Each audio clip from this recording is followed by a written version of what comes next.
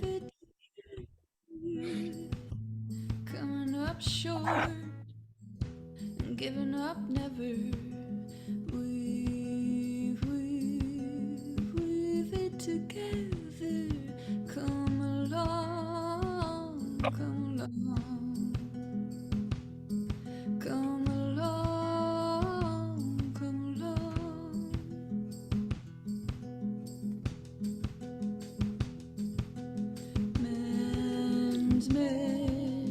Mending it together.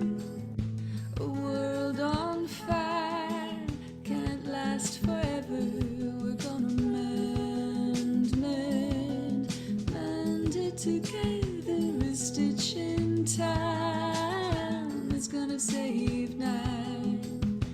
A stitch in time is gonna save nine. And I wanna be a catalyst for change. Trying something different. I wanna change the rules of the game. 'Cause even the smallest bird can fly up to the top of the tree. And I wanna be a catalyst and find out what could be.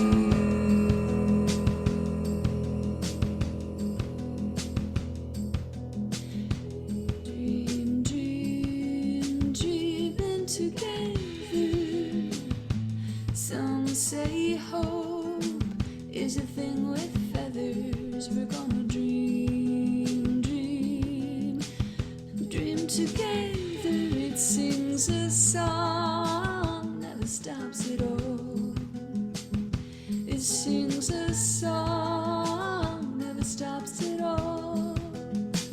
And I wanna be a catalyst for change. Trying something different. I wanna change the rules of the game. 'Cause even the smallest bird can fly up to the top of the tree. And I wanna be a catalyst and find out what could be.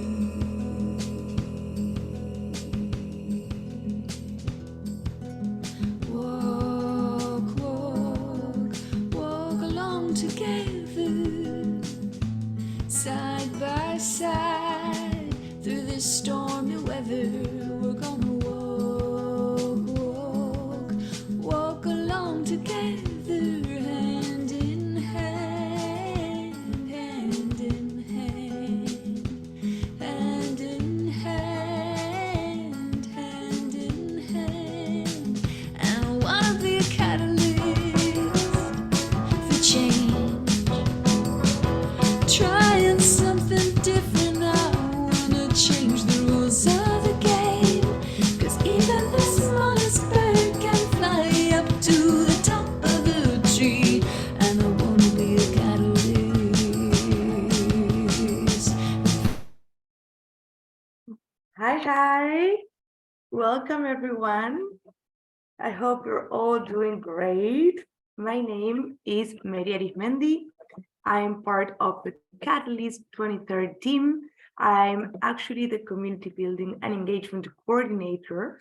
And I want to welcome all of you to this amazing session. Welcome our hosts, panelists. And I see a lot of people have connected today.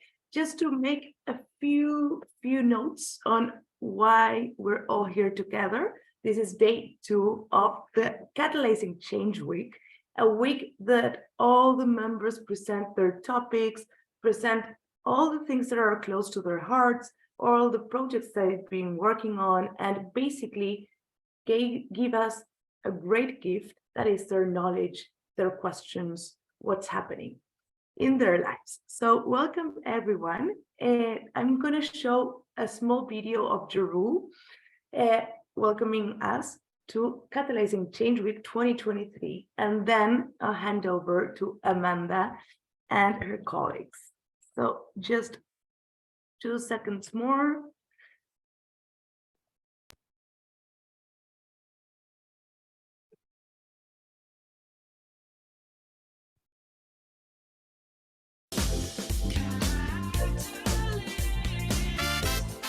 Welcome to Catalyzing Change Week.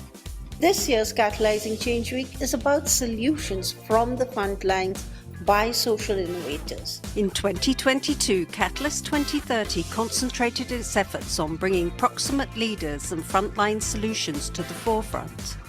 Collaborations led by members from the Global South produced groundbreaking reports on climate and transforming education, with an emphasis on offering local solutions. We continued our mission to create an enabling environment for social entrepreneurs to flourish by initiating a letter to donors, signed by more than 1,200 social entrepreneurs and innovators. The Catalyst 2030 awards ceremony was spectacular, and the awards themselves welcomed by the private sector, governments, bio multilaterals and donors. Catalyst 2030 as a movement is disruptive. One of the best things I think that's come out of Catalyst 2030 so far is incredible collaboration across the ecosystem that just didn't exist before Catalyst came into being.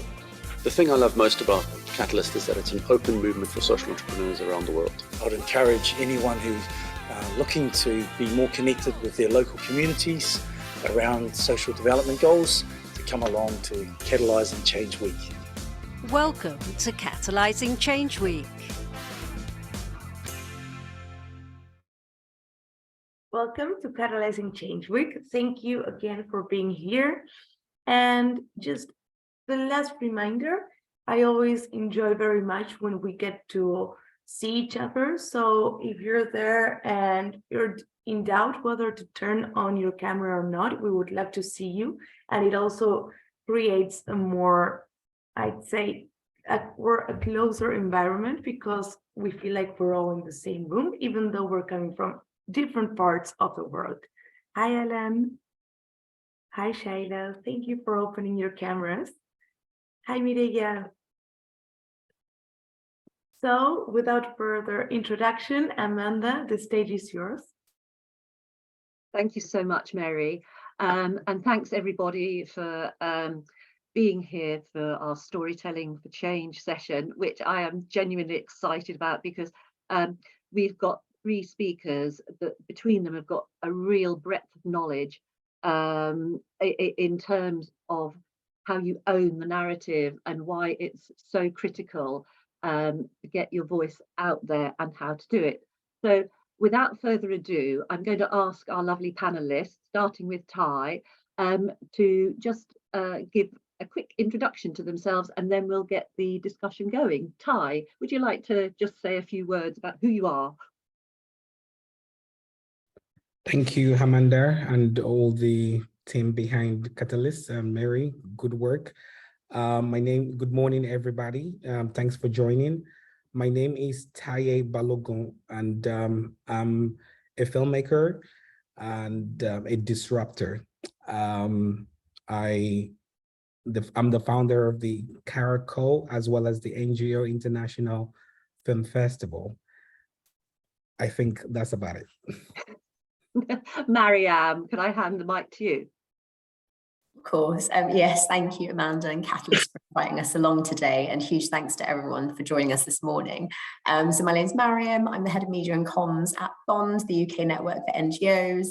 Yes, and I'm a fully fledged member of the sector, but work with lots of different organisations on all things comms, representation, imagery related. So yeah, really happy to join you guys this morning.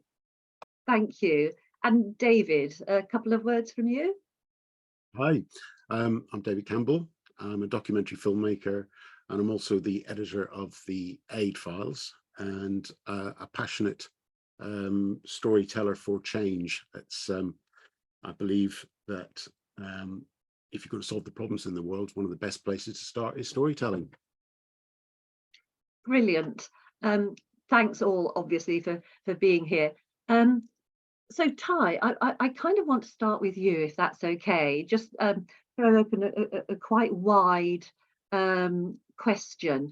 Why is it so important that people own their narrative and get their stories out there of themselves, of their communities? I know you're passionate about calling on people to document their actual lived experience. Can you explain why? Thank you again. I do think our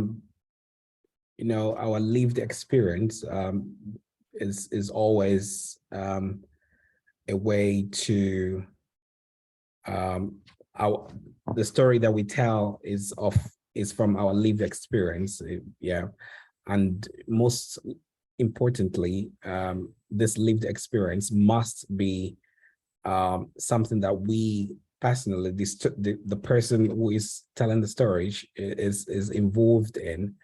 There is a way I can tell the story of how I spent my yesterday, as opposed to how someone else's spent their yesterday. And this is very important because, we've seen all medium of literature or all forms of arts. Most artists who create the work of art from their lived experiences get to connect quickly and strongly with people, as opposed to, folks who end up just telling other people's story. And in the development space, I think it's very important that the person who owns the story, the owner of the story, should be the anchor. I usually talk about it as a chef. If a chef cooks the food, the chef would also, regardless of how amazing the restaurant is, the chef wants to also display, or present the food the way they want to present it. Because you've spent hours in the kitchen, you've spent hours, creating the menu, then you should also, factor in how you want to display this food and how you want people to eat this food. Because food is not only about the food itself, it's also about the presentation of it. So the food is now the story. It's our story. It's your story. How you want to present this story should be orchestrated by the person who designed this particular story. And I think it's very, it's what we have seen over years and years, is that we often try to speak or, try to present the food now, using the metaphor of the chef, for the chef. And the chef might not be really, some very meticulous chef would even want a type of cutlery, a color of their plates should be completely different. They just want it in the light should be dim, because they're very obsessed with their story or with their food, and that needs to be put into consideration. And that's what that's how I see the power of people just honing their story and telling their story. Over to you, Amanda. Thanks, Ty. So, Mariam, you work with a lot of NGOs.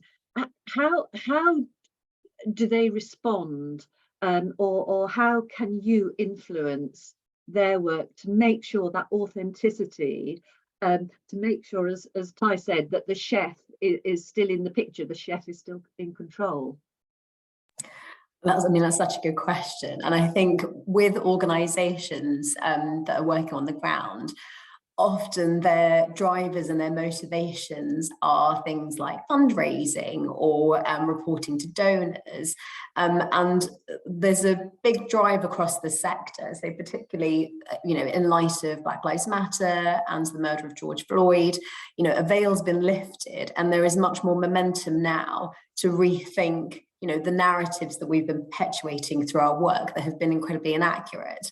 And Bond as an organisation, because we're a network of NGOs that are based in the UK, we've got a real opportunity to get the sector to hold a mirror up to themselves and actually tackle this question of what is it that's driving the narratives that we push to the general public, to donors, the language that we use, how we represent the very people and the communities that we say that we're trying to support. And our drive is very much around being as accurate and as authentic as possible. So, making sure that actually you're getting communities to lead the stories and drive the narratives that they want to tell. But we're very kind of open and trying to be as like trying not to be naive in this sector as well, because I've worked for an organization that's been trying to tackle child marriage, and it's not, we can't say, oh, everyone here is really good and everyone here is really bad. It's a lot more complicated and nuanced when you're thinking about things like social norms and inter-ethnic issues that exist within different countries as well. So it's about having really good people that are able to tell stories in an authentic, and consent building way, but working with the community so they actually understand the nuances of what's happening, as opposed to just people flying in, though there is a role of bearing witness and being able to tell truths in contexts where, say, there's a humanitarian conflict where actually people there telling stories, there's a risk or a security risk behind that. There is a time and a place, but there's also a really important time and a place for people from those communities to own their stories, and it's about creating that space and making sure those opportunities exist. There are loads of fantastic organizations that do this on a day-to-day basis, like AMREF Africa. They did a really brilliant appeal where they got their local colleague to actually draft the fundraising material and take the pictures himself with his other colleagues within the country. And the findings from that, it was a limited project, but it demonstrated that actually using materials that are created by people from those places generated just as much, if not more, income than the colleagues within the UK office, getting a fancy photographer to go out there, take that picture, draft the content. It had a much more authentic feel and an honest feel than what we were producing in the UK. So it's a really good illustration that actually getting people to tell their own stories can be, if not, can be actually incredibly more effective than getting somebody to fly in. So I'll leave it there, but it's a really important point to push. Ty, you also, I remember you mentioning about from a historical narrative perspective, how important documenting the sort of present is. You referred to the changes you'd seen in a certain city. Do you want to just pick that up and sort of expand on it?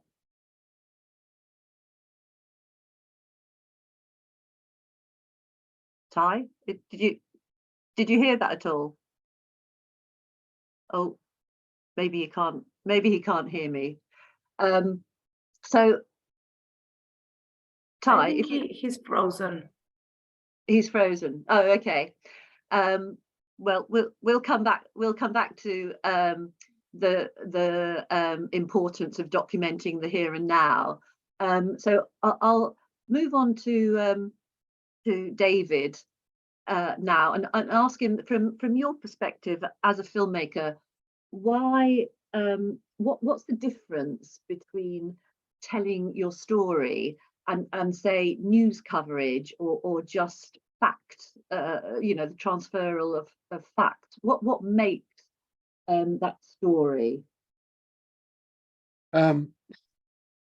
Sorry, Amanda, I did lost you. I'm so sorry. My internet just, but I'm back now. Don't worry. Don't worry. We'll do you want to switch back to Ty? Oh, okay. Switch Sorry. back to Ty, and then you can come back to me. I was asking Ty, did you hear? I said that following on from what Mariam was saying, I was saying that you thought from a historical perspective, it was vital to document the experience of the here and now. Otherwise, that moment in time is lost forever. And you referred to it on a previous in a previous speaking, that in relation to Nairobi. Would you like to pick that up and explain what that's about? Yeah, I thank you. I do not, I cannot reflect on that, but I would just speak on why historical facts is actually more helpful. I have noticed, okay, for example, last year I was in the climate space, and the African Development Bank and AGRA and all this organization fighting climate, and this was in October. That was prior before the COP27 in Sharm el-Sheikh, and there was a lot of conversation with regards to climate and all, and and everybody's really passionate. And there is this person in the crowd who mentioned how the West Africans, from Benin and Nigeria, they have this culture of holding the rain. I don't know if you guys are aware of it. They, if there is an occasion, they'll call this rainmaker who is going to hold the rain and stop the rain for this particular duration so that the event can happen. And right after then, they can now get back to it.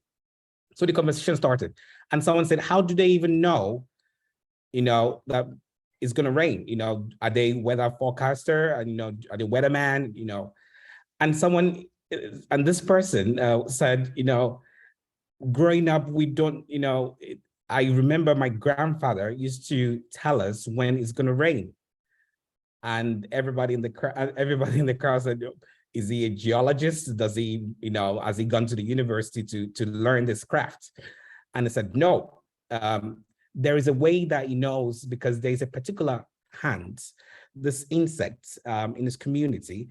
Once this insect, there's a way they move on the soil, and this particular pattern would tell his grandfather when the rain is going to come. And and this is how they know, as farmers, as farmers, this is how they know when it's going to rain. And this particular knowledge is not documented, not anywhere. And I do feel that once we relegate indigenous knowledge in terms of how we tackle some of these new challenges, we are ignoring a pilot of libraries. Because one of the things that I do say is, anybody in our household who is beyond 60 or 50, even 50, they are all libraries, and we need to document. We need to just listen to them and just understand what sort of skill sets or experiences they've gone through in life, and what solutions have they applied into some of their challenges. So, and these are very critical. And for me, last year I was also talking in the forum, and I mentioned that this was a space where these government officials were, and I did mention, and the Kenyan election has just finished. And in the crowd, I said, the first thing I said was, how many people have been in the same job for 10 years? And a lot of people. Oh, I think we've lost Ty again, Yeah. albeit temporarily. Should we hang on and see if it catches up for a little bit? Oh, and that was going to be such a good story, I'm sure. Yeah. What a moment to freeze. That's so we'll switch to David then, while we wait for Ty's connection to pick up. David, I was asking you. Oh no, yeah. He's back. I'm really sorry. Oh this no, internet is really messing me up today, but no, yeah, it happens. It absolutely happens. You were talking about jobs for 10 years just in Kenya, right? So yeah, so people raise their hands, and I'm like, oh, so you've been in the same job for 10 years. I got the statistics that 62,500 or something like that, 18-year-old voted for the first time in Kenya. I got the statistics, so I gave them the statistics. I said, do you know that 62,500, 18-year-olds voted for the first time? And they said, no, they didn't know that. And I said, can you imagine that 10 years ago, these 18-year-olds were 80 years old? If we are able to, whatever we've been able to capture in the past and just expose it to them, these 80-year-old 10 years ago would be voting right. And this is just the knowledge of the past can actually help those who are going to take over the future. So these are some of the things that I was telling them. And I said, if you have a phone in your household, please put a phone on somebody who has solution to something, because we do need solutions. Human beings have created more solutions than problems, but we have not documented enough of those solutions. Hence the reason why documentation is critical. And also, I think you were a bit frustrated by the number of times you've seen organizations search for the same solution. Yes, yes. Thank you, Amanda. So as a consultant, I work for different organizations. I mean, Oxfam, I mean, Save the Children or UNDP. And each time I go, it's a privilege. It's also a challenge as a consultant. But it's just very interesting that when I go into these meetings or into their spaces, I learn that, oh, this person they're talking about something that I know that perhaps Civicus is also working on, or Amnesty International is also working on. And I'm like, have you spoken to Action Aid because they're doing this thing, or Civicus are also doing this thing? And they're like, no, this is, we got the funding from somewhere else, so we're just going to do it. I'm like, you guys are duplicating every other person's efforts. All we need to do is just to consult these people and just tell them where are they on this particular project and if they have any solution. Because what we do is everybody's looking for money. And once we look for money, we're all clustered in just getting the money and executing the project, but not understanding that who has done this, who has gone to this destination that we are going before we embark on this particular destination as well. And I think it's very important that the documentation part of it, which is the reason why we set up the NGO International Film Festival, which is a platform that we now exchange knowledge. It's a knowledge exchange festival between the CSOs and the humanitarian organization on how are you doing your thing. We want to learn from farmers in India. How are they tackling, drought or famine, as opposed to those in Somalia? How are they doing it? Because there's solution everywhere. Someone has already, Amanda has taken this trip 5 years ago. She's gone to Costa Rica 5 years ago. I'm about to go to Costa Rica in 2023. Perhaps I should just, chit chat with Amanda and get notes on where to go, which hotel to stay in, where not to go, and things like that. And I think that's already happening in different sectors. But in the development sector, we are lacking behind because it has become more commercially driven. Everybody wants to be putting their logo on posters and getting to be seen and getting to be heard, as opposed to working critically with each other. We are so obsessed with our brands as opposed to our goal. Fabulously put, Ty, and with the passion that I know you bring to everything. So talking about sort of engaging and putting stories out there, David, tell us why you think stories are so much more valuable than just transferring facts. I mean, Ty was talking about people documenting their solutions. So why is that so important instead of just writing papers? Well, the great thing about the last 20 or 30 years is we have the internet. So the opportunity to get information out there and the opportunity to connect with people is so much more greater than it used to be. Being a little bit older, remember the only way you used to be able to get information out there is get a press release and then beg some newspaper to try and print it for you. It's very different now, but the downside of that, it's a very, very noisy world. Everybody's got something to say. We are absolutely awash with information. We do not know where to put our attention. And there's a lot of false information as well. There's a lot of bad stuff out there. So that's the downside of it. So how can you tackle that? The great thing is that although there's a lot of opportunity to spread information around the world, not a lot of people can do it well.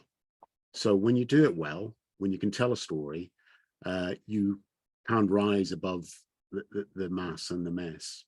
But it's understanding what storytelling is. If you just pass around information, especially if you're passionate about it, and especially if you've got something important to say, it's really important to wrap that in a story. You know, facts are neutral, information's neutral, but that means it's open to interpretation. You can shape statistics and information any way you want, to tell any sort of story you want. So you have to wrap that in a story. It has to be part of, it has to be human interest. It has to be part of a human experience. That way you can connect emotionally with people, and that way you can make an impact. You know, I have a phrase that I hate these types of phrases and homilies and all the rest of it, but I have one. It's inspiration, not information. You know, you've got to inspire people with what you have to say. You have to connect emotionally. You have to have empathy as well. You know, and you have to share values and experiences.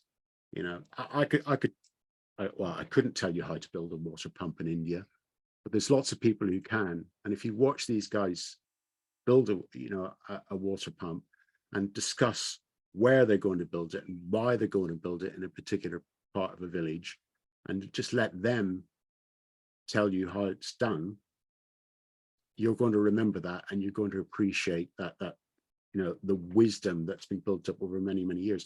Or you could send an engineer in who's just going to get his drawings out and put that water pump up, and it might work and it might not work. But the villagers who put that water pump in, you can guarantee it's going to work, because they've got, you know, this ancient wisdom that's been passed down. I mean, that is how human beings transfer information, and they've been doing that for tens of thousands of years through stories. Thank you. Thanks for that, David. Marianne, I was wondering how you've seen sort of the narrative evolve, and how you've been able to help and guide and maybe amplify voice. How is it possible to make sure these great stories, these authentic stories, are getting heard? I think that's a great question. I think I think all organisations will have seen a massive shift in terms of who it is that's put forward to journalists or colleagues in staff. So it's no longer the country director that will speak on behalf of a project, or it's no longer the CEO that will tell people what's going on the ground. People want to speak to the people that are actually living through what's happening, because that's when you get the authentic and a better understanding. And also things like empathy. A lot of what you see is it's the same stories, but in different ways. So, you know, somebody worrying about their child being able to access education, you know, wanting to make sure that you've got a safe and secure, you know, roof over your head, like getting access to clean water. There's extremities and, you know, injustices that are happening, but fundamentally people care about the exact same things. It's about being able to live a dignified, you know, and safe and healthy life for both yourself and your family and your children and your, you know, and your extended friends and like your communities. These are the things that people care about, whether you're here or in another country. And I think it's about unearthing and making that really explicit, so that even if somebody looks different to you, their lives, the things that they're concerned about, they're the same, you know. And I think that that's when you make it very clear that those are the fundamental connections that we have as humans, and you get people to tell their own stories, rather than having layer upon layer upon layer, where actually all of the emotion and the feeling and, you know, the authenticity, but also just, you know, your own story is going to be much more passionate if you tell it yourself, you know, as Ty said, than somebody that's really far removed. You can't capture that same essence and that same feeling, and you can't cut across the same message. So it's about making people, wherever you are, feel as connected to what's happening in that country as much as possible. And, you know, the internet, being able to do Zoom calls, FaceTime, like there's lots of misinformation out there, but the opportunity to make people feel much more accessible and connected is real. And I think leaning into that as much as possible is definitely the way to go. And you're seeing organizations do that more and more. So I think it's basically about trying to break down those barriers that have existed historically and really lean into the ways that we can make information, people, stories, you know, their lived experiences, their pictures more accessible and driven by them rather than, you know, filtered through gatekeepers, as it were, through organizations. Thank you. Ty, I know that you, sorry to keep picking on you, by the way. I know that you fund the NGO festival yourself because you want to remain independent and you want to have, you basically don't want to be sort of compromised, I guess. Amanda, I'm sorry, but I'm afraid we've lost him. Oh, is he gone completely this time? Yes. Yeah. Oh, so okay. Before you make him the question, I just wanted to let you know. Thank you. Thank you. I have noticed he'd sort of dropped off my sort of top line, but I wasn't quite sure where he'd gone. But that's fine. Yeah. So David, instead, I'll ask you. And this is a bit of a contentious one, I think, but it has to be asked. And then, Marianne, I'd like you to pick this up as well. What place, I mean, do you think that from the global north, we have any place in documenting what's going on in more developing countries? What should we just step aside?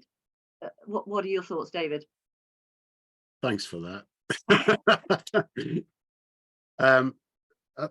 That's a very difficult one that you and I both, Amanda, wrestle with all the time, and I'm sure everybody else does as well.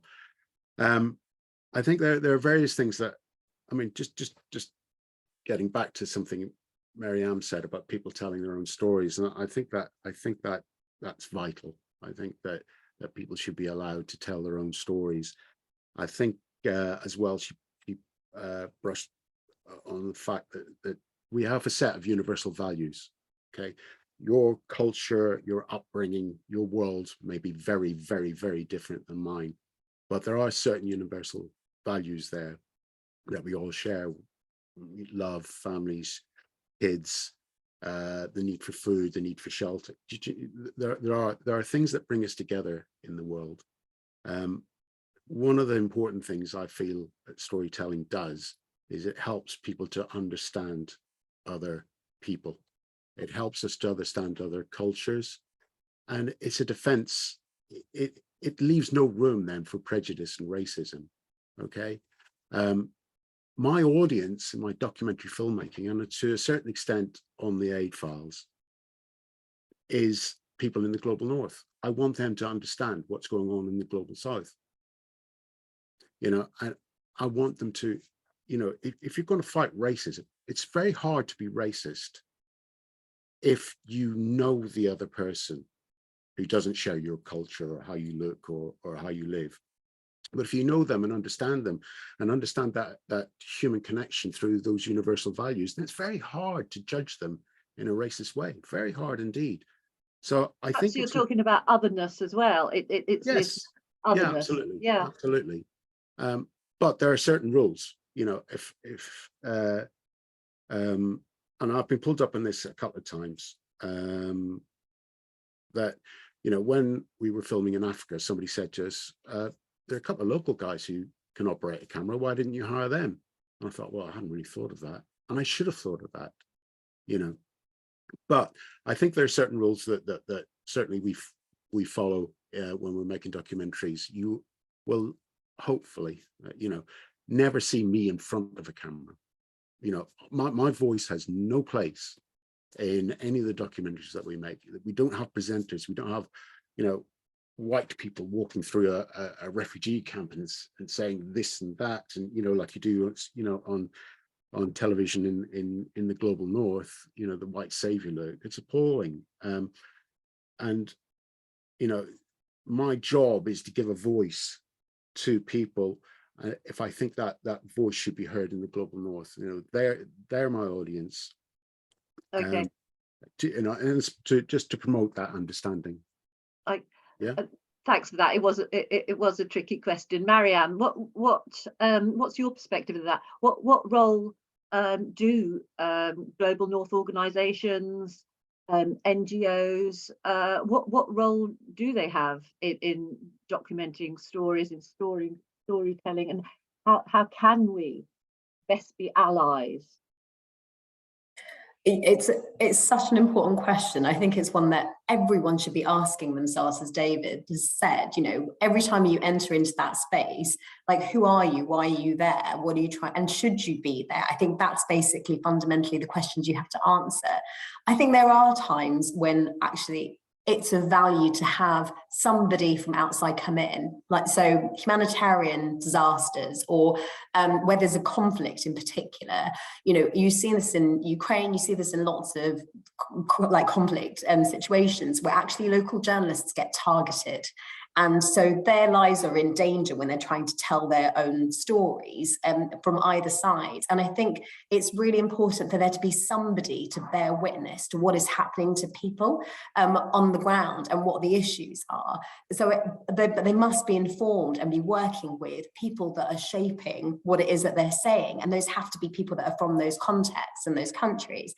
So even then, it's being mindful of, why are you there? If it's because nobody else can tell that story because it's too dangerous, fine. But are you working with other people that can share their truths and share information to make sure that what you're sharing is as accurate as possible and as well informed as possible? So in that scenario, I get it. But actually, on the whole, there will always, even then though, really, you are still working with the community or the people that are from that country, really. And that's sort of it. It's only if there is no other alternative, then maybe. But the reality is there are fantastic journalists and fantastic, storytellers from all of these communities that you work in. And also there are also people that, just the way, I think there's often an argument that's made for, but if you're from that country, maybe you'll be used to it, or you wouldn't find it as shocking as somebody from the outside. There are people that find what's happening in their own communities, terrible, like child marriage, or, forced marriage, or genital mutilation. There are people within these countries that find these things horrific, amplify their voices. Like, that's really what we should all be trying to do here. It's about identifying the people that you can safely, because I think that's really important, give them voice. Not even give them voice, because that sounds patronizing. Just take yourself away and let them speak as much as possible. And I think it's about being proactive, and don't be lazy about it. In a way, it takes a bit more effort to find these people, but that should be your job. Like, that should be your objective. That should be what you're trying to do, rather than thinking, well, actually, it's easier if I just do it myself. No, find that person and let them speak. Yeah, I like that point, actually. It can be more effort, but it is absolutely the right course of action. Ty, are you back with us? Yes. Excellent. I was mentioning, and this is how we got onto the discussion about the role of NGOs and people from the global north in documenting stories, because I mentioned that I believe you fund the NGO Film Festival yourself, don't you? Why have you decided on that course of action?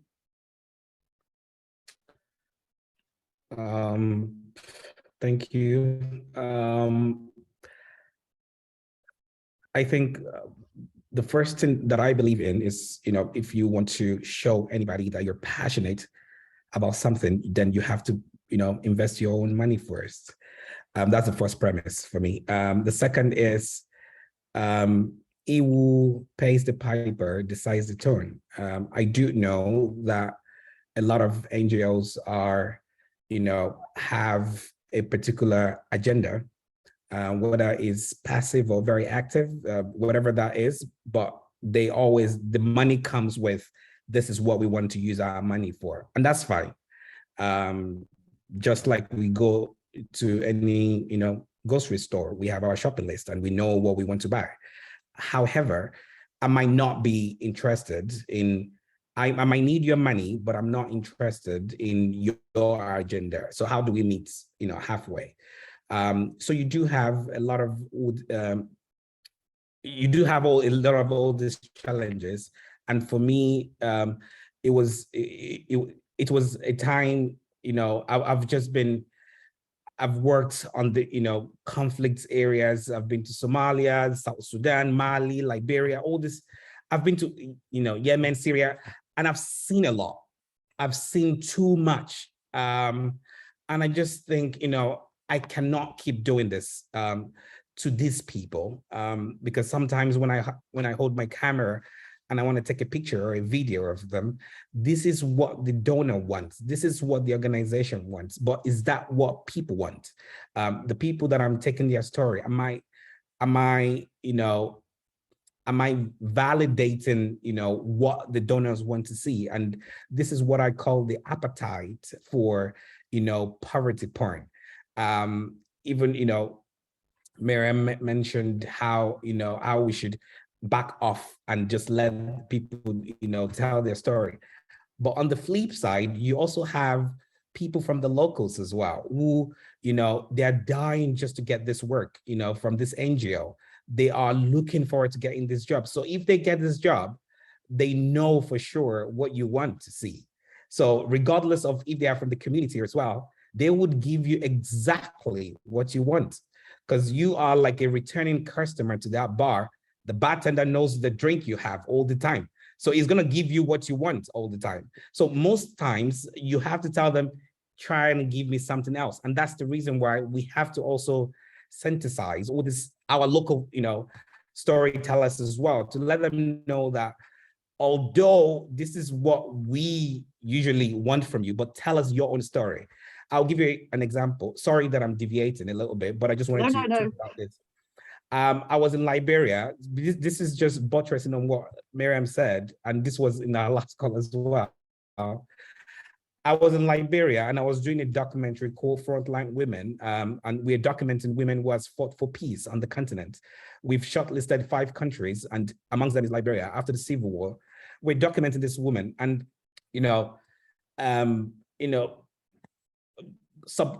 unconsciously, I was, we had a camera, we got this character, this woman, we've been talking to her for 2 weeks before we got to Monrovia, and we got into our place. We're excited. The camera was set, lights is set. Then she walked into the room. We have 2 guys and 1 lady.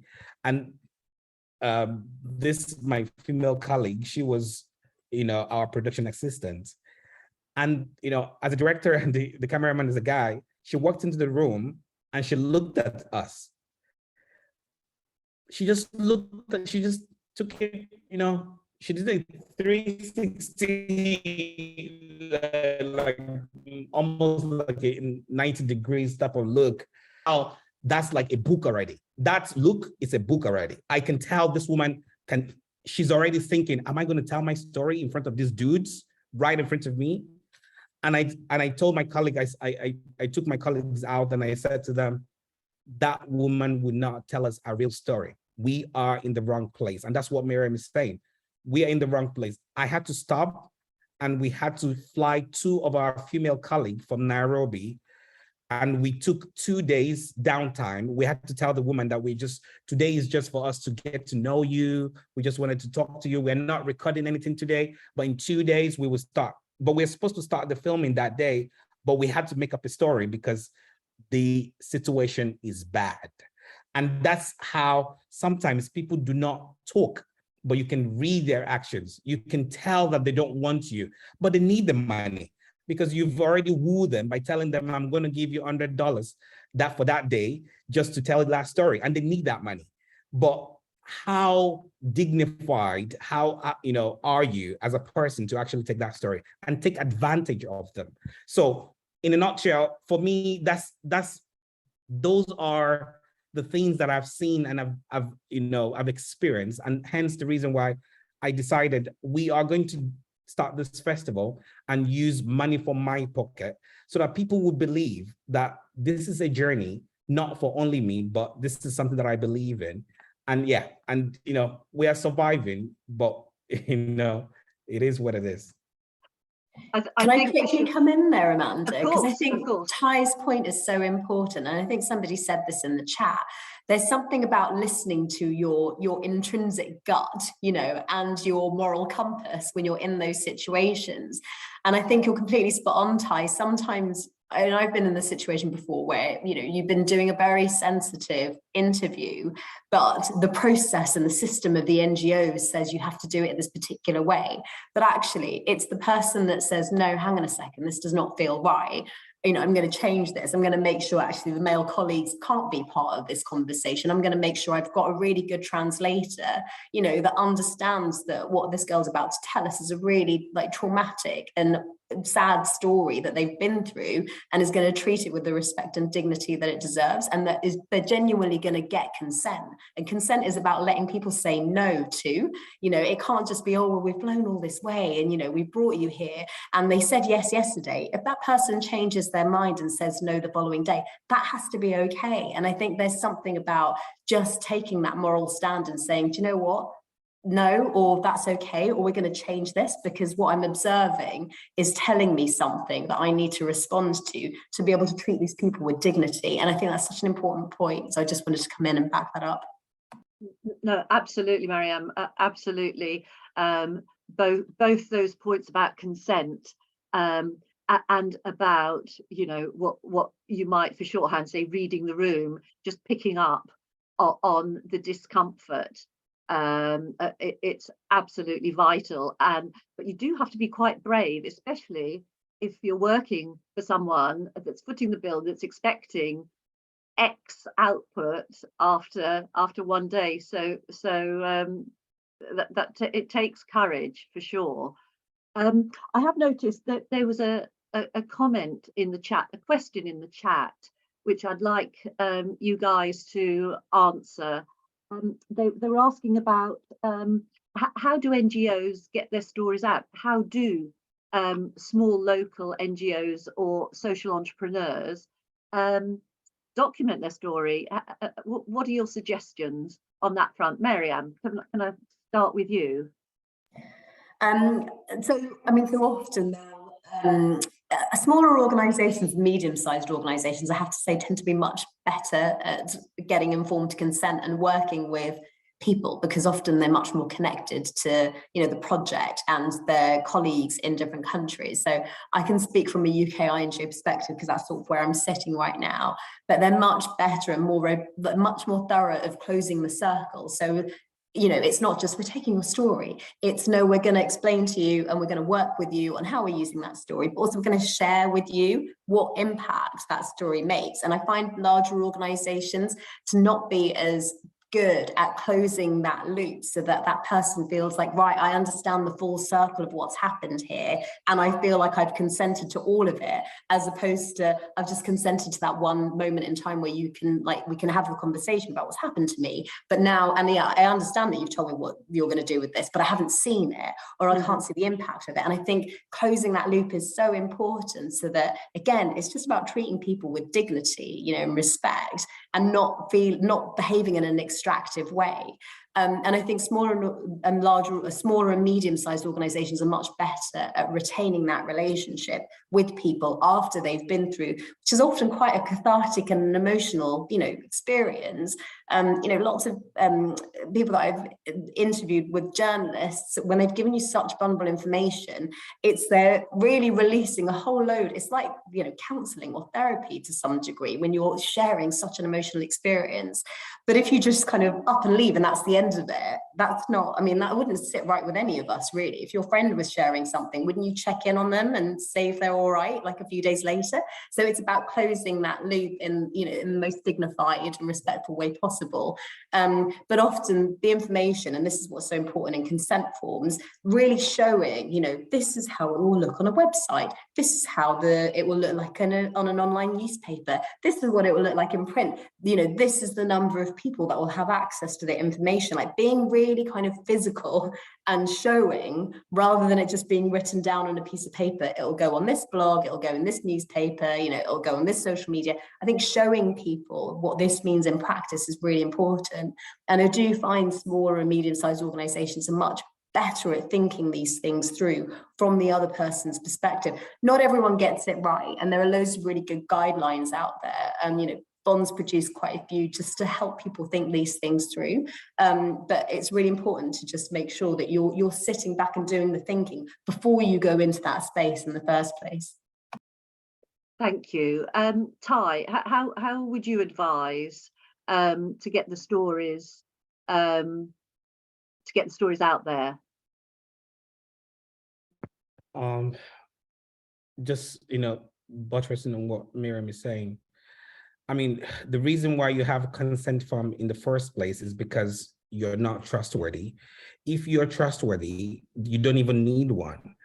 And if you've spent time, if I come to Miriam's house and I've lived in a house for 3 months, then I can talk about, you know, our routine, because I've lived with her a little bit. But I can't go to Miriam's house in the first day and I'm already trying to tell our story, immediately trying to tell our story, because I've not spent time with her. And I think these are some of the, you know, blunders that we do. For instance, sorry, I like to give my example. So I've been doing this campaign on small arms and light weapons, and you know, I've been to a series of meetings, eye-level meetings on this, you know, ATT, the Arms Trade Treaty, and at some point I got tired of it, and I went to the northern Uganda, in a place called Karamoja, where, you know, the pastoralists use a lot of weapons. I do know for a fact that America, Russia, China, and, you know, even the UK sell guns to us, to these countries. And these are people who are also funding, you know, the Arms Trade Treaties and all these treaties, and, you know, funding all these meetings. And I'm like, I got tired of it. So I just decided, you know, I'm just going to go on the field and just go document, you know, these people. I want to hear their story. I just want to hear from these people how they feel about this. And at the time, the Ugandan government has did a disarmament program whereby they come to give back their arms, and the government gives them some, you know, $1,000 and whatever, and land. And these people were really suffering because, you know, their livestock is all they have. But one thing that was for sure is when I got there, they wanted to know who I am. And, you know, these people who you would think that they don't know, they know WFP, they know Save the Children, they know Plan International. They were naming those organizations. Where do you work for? Which country did you come from? Because they just wanted to know, who am I representing? And I said, I am representing Taye Balogun. I am here as a concerned citizen of Africa, and I just wanted to tell their story. And that was when they gave me, you know, access. And this access, I didn't take it for granted, because I spent a month there, but for 3 weeks, I never took out my camera, because camera means that that's my first agenda. I made my capturing their story, my documentation process, I took it to the last, you know, to the last agenda. I first knew them, knew their routine, lived with them, went to farm with them. I just understand, you know, who these people are before I started documenting them. And I think, and who is also the target? Because most times we do things and we don't even know who are we targeting. We want to have, you know, I want to organize, myself and David wants to organize a, you know, birthday party. Who is coming? We have to know, take an audit of who is coming. Once we know who is coming, then we know what sort of food we can curate, what sort of menu we can create for them. I'm sure a lot of people are thinking, this guy loves a lot of food. Yes, I love food. But, you know, this is a way to actually start thinking about your audience, because most times we only just prepare food. We don't even know who's going to eat it. So once we start thinking about our audience first, then we know how and what to cook. And I think knowing this actually gives us a liberty and a dignifying portrait of these people, of the community, of the person that we're actually telling their story. As a matter of fact, they give it to us without even, we know it. They already bless us. So that's consent form. You don't even need it. But of course you need it because as an NGO, people will come back to you and start, punching you. But yeah, it's just knowing what the story is, who you're telling it for.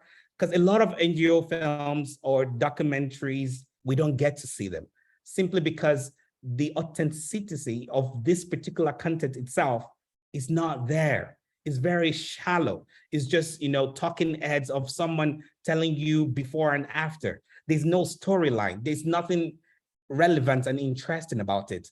And that is the reason why, talking about what David mentioned about taking them along, carrying this community along when you're telling the story as well, knowing fully that they must love the content you're making for them.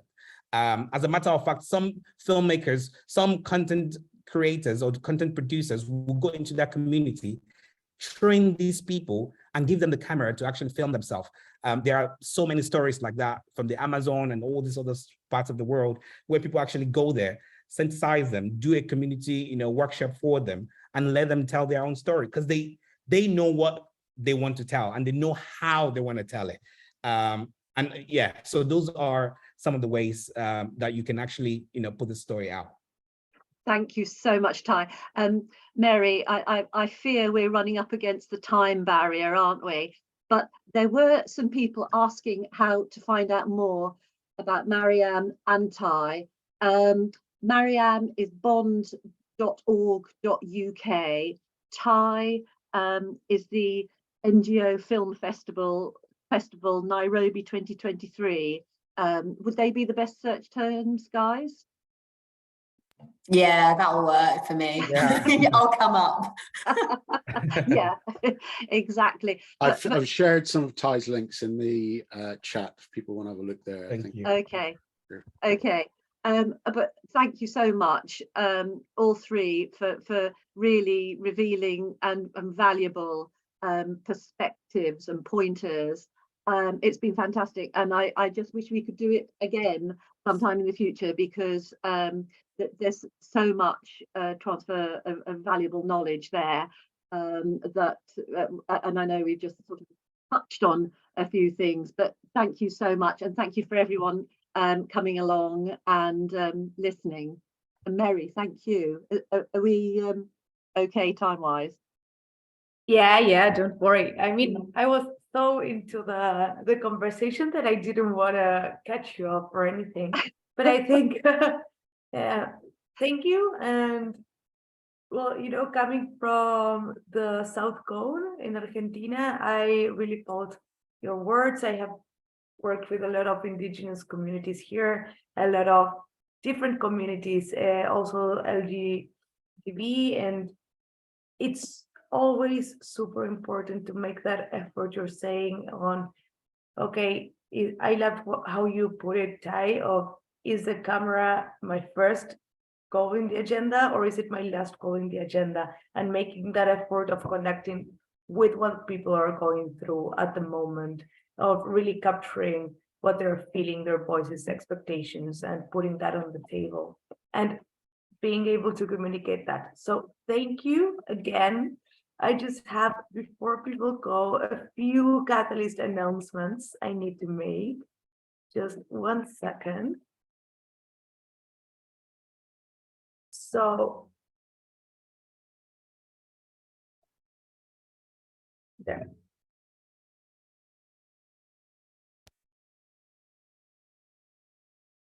So if you're not yet part of Catalyst, please know that this week we're also hosting an informative session.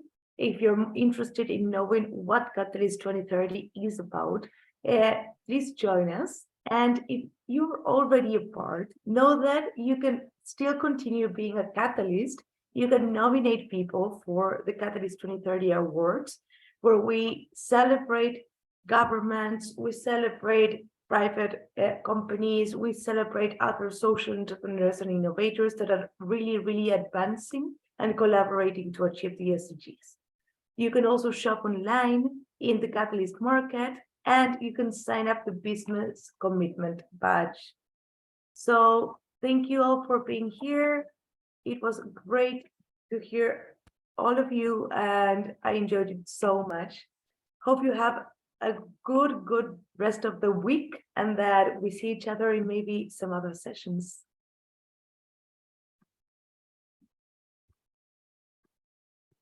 Thank you so much. Thank you, everybody. And thank you, Amanda, David, Miriam, and everyone. Mary, thank you as well. Have a lovely week ahead. Thank you. Lovely to meet you all. Thanks all. Thank you. Thanks. Bye. Bye.